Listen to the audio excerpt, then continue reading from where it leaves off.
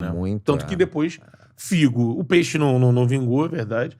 Mas o Figo e o Rui Costa se tornaram os expoentes dessa galera, né? Que acabou chegando e se juntaram até a geração do Cristiano, né? A Copa principal dele, se eu não me engano, foi 2002, né? Que chegou todos eles chegaram ali. Que ainda tinha um eterno Pauleta como centroavante. E não foram bem, né? Não. Era no grupo, se eu não me engano, dos Estados Unidos, enfim, né? Passa os Estados Unidos, eu não me lembro se Portugal foi bem no 2006, né? Que aí foi pra semifinal, né? Exatamente. Que aí foi já no comando do Filipão. Mas esse Mundial que o Ramon falou, o Brasil foi muito bem. E tu vê pela escalação, pô, Djair e o Marquinhos fazendo ali a volância, né? Eram dois caras que iam muito pro jogo, né?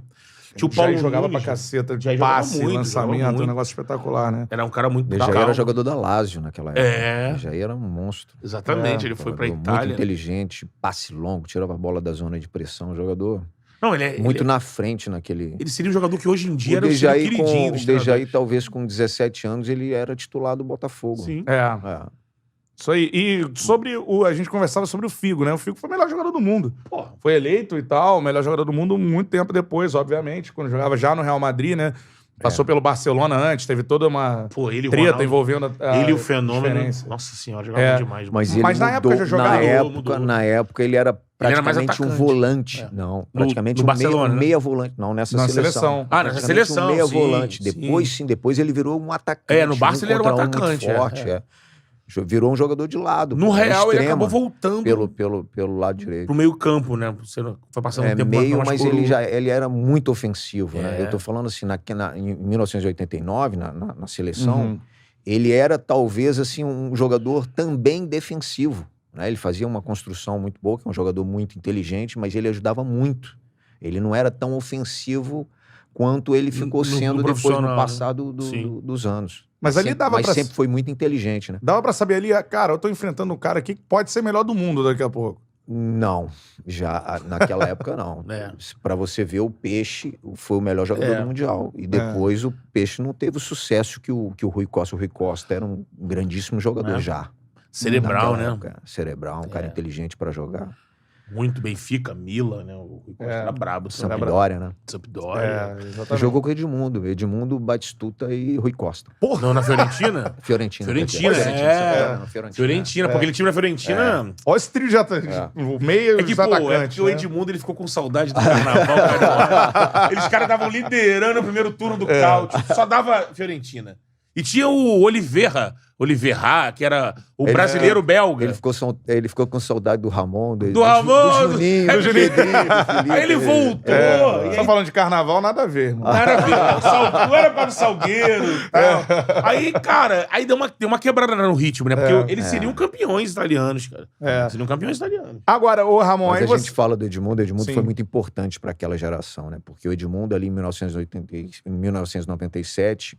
O Edmundo já tinha sido campeão aí, talvez 2 vezes já pelo no Palmeiras, pelo Palmeiras, né? Então foi um jogador muito importante, fez uma diferença assim gigantesca. E assim, uma coisa muito importante assim para aquela geração, com a presença dele, é a vontade de ganhar, né? Assim, né? Aquela coisa que isso é muito importante para um jogador, né? Para um atleta, é se preparar para ganhar. Então...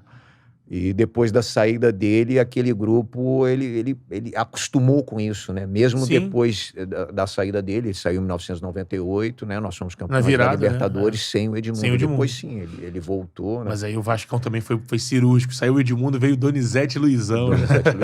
E saiu o Evair também, né? Que complementava muito bem. Mas tinha o Guilherme no banco. Sim.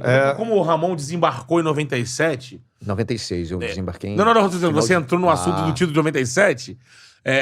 assim, a gente fica aqui, porque eu acho que é uma página que assim... Aquele time de 97, a trajetória dele, como ele foi se construindo e acabou dando início a uma dinastia, que a gente pode falar, que foi, sim, do Vasco e tudo mais. Conseguir ganhar a Libertadores no seu centenário, depois de um Flamengo ter um centenário de derrotas, de vice-campeonatos. Toda essa atmosfera, eu vivi isso intensamente como torcedor e rubro-negro, e o Vasco, que é seu grande rival, assim, vocês... Cara, o Edmundo, você entrou num ponto que é exatamente isso que eu observava como torcedor. A energia que o Edmundo colocava, a gente vê hoje em dia o pessoal brincando, por exemplo, falando até de forma séria do Cristiano Ronaldo. o quanto ele influencia o time em que ele tá. Então, assim, o Real Madrid era um time que ele sempre foi bem cercado, mas tudo bem. Mas quando ele foi pra Juventus no início, que ele conquistou, o Juventus desempenhou na Europa, era um time campeão, mas um time não era galáctico. E na seleção de Portugal, quando ganhou a Eurocopa, mesma coisa. Tem jovens garotos e tal. A França era mais favorita, né? E ele influenciava o Edmundo. Você citou agora, eu pensei só nisso. Como ele influenciava, né? Ele tava tomado por uma... São jogadores que envolvem uma atmosfera, né? Você vê que isso é muito importante. Você vê que o próprio jogo do Vasco, né? Ontem, contra o Goiás, torcida. Né? Assim, a torcida, né? A presença do Nenê também isso, hoje. Estava assim, incorporado com essa energia. Faz isso. Então, determinados jogadores são importantíssimos, assim, pro clube naquele momento, né? E o Edmundo, ele era muito importante naquele momento pro Vasco. Ele cresceu na guerra com a imprensa? Lembra que ele ficou num falo? E foi exatamente onde ele fez 6 gols contra o União São João. Ele cresceu no campo, né? Sim, exatamente. Eu não vou falar, mas dando porque campo... aí não fala e o time não ganha, e você não faz gol porrada também. Nele, né? Então ele arrebentou, fez a diferença, né? Dá pra dizer que é um dos maiores... Você bota na primeira prateleira, assim... Sem dúvida. Dos jogadores que você já jogou? Esperei nem se terminar. Sem dúvida nenhuma. Edmundo, Romário... Né? Em 97, ele chegava a ser assim... Tinha que ter competido por ser o melhor do mundo? Naquele momento ali, talvez ele... Tinha tudo aí pra ser um dos melhores do mundo naquele momento. Tinha Ronaldo também, né? A gente que se tornou, tinha grandíssimos jogadores também naquele ano. Mas teve assim, uma época que... o ano dele foi espetacular. Espetacular. É verdade, cara. Com 28 gols, né? É uma média impressionante no Campeonato Brasileiro. 29 gols. 29 gols, 27 jogos. Ele perde pro Reinaldo na média, né? Que o Reinaldo fez menos jogos, o rei, né? O Galo e tal. Mas ele fez 20. O Rei fez 28 como se fosse em um turno. Ele fez os 29 em mais jogos, né? Mas fez 29 gols, né? E assim, dominante demais, né? E naquela época, em 97, acho que foi o auge, né, do Edmundo como jogador. Ele jogou muito, enfim, vários anos.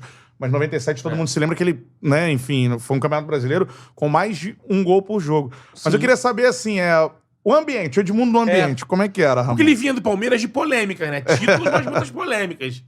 E assim, de repente, pensar, será que ele vai ser o cara que vai agregar ou se ele vai, rachar isso aqui? Mas agregava muito, pô. O Edmundo, ele gosta do Vasco, né? Cara? E Eurico também tinha um carinho especial por ele, assim.